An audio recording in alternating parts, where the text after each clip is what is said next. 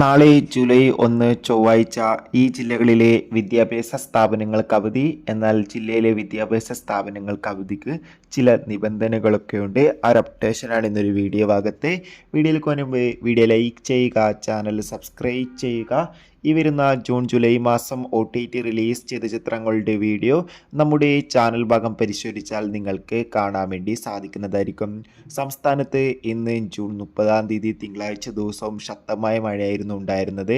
എറണാകുളം, തൃശ്ശൂർ, പാലക്കാട്, മലപ്പുറം, കോഴിക്കോട്, കണ്ണൂർ, കാസർഗോഡ് ജില്ലകളിലൊക്കെ ഇന്ന് ഒറ്റപ്പെട്ട മഴയായിരുന്നു ഉണ്ടായിരുന്നത്. ഇപ്പോൾ കിട്ടുന്ന അപ്ഡേഷൻ പ്രകാരം ഇനി വരുന്ന ദിവസങ്ങളിലും ശക്തമായ മഴയ്ക്കും കാറ്റിന് സാധ്യത ഉണ്ടെന്നാണ് കാലാവസ്ഥാ നിരീക്ഷണ കേന്ദ്രം അറിയിച്ചിട്ടുള്ളത്. നാളെ ചൊവ്വാഴ്ച ദിവസവും കേരളത്തിൽ ഒറ്റപ്പെട്ട ശക്തമായ മഴയ്ക്ക് സാധ്യതയുണ്ടെന്ന് കാലാവസ്ഥാ നിരീക്ഷണ കേന്ദ്രം അറിയിച്ചിട്ടുണ്ട്. അതോടുകൂടി തന്നെ എല്ലാവരും ജാഗ്രത പാലിക്കുക.